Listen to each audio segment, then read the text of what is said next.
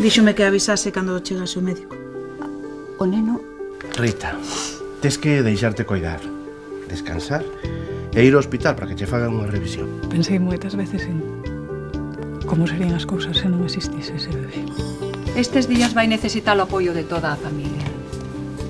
Que mo estás dicindo a min? Agradecíavos que parasedes de tratarme como se estivese ibada. Cambiáchelo o peiteado. Non, pero se mo pide vostede. Falaba con Sara.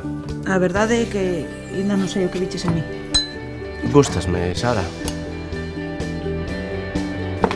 Perdoa, que teño presa. Para darlle un becote ao voo sempre hai tempo. E no almorzo non me deseches nada. A empresa fantasma aparece por primeira vez en marzo de 1954. Que queres dicir? Ten que haber aí algunha pista que nos leve a Rusia.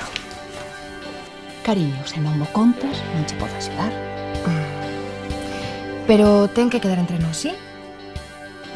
Emilio. Falaches de min.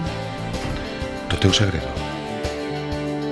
Son consciente de que esta decisión nos afecta a todos e de que teredes moitas preguntas, pero necesito tempo. Sabía que o ías estragar. Emilio, empezamos as obras dentro dunha semana. De verdade que é o único que te importa? Son perfectamente capaz de separar o persoal dos negocios. Entón, seguimos adiante. Se realmente teu pai era amigo del, non o traizoaría nunca. Iso non o podes probar. Se o probo, deixa a miña familia tranquila. Pero tes pouco tempo. Ata que se poña a primeira pedra.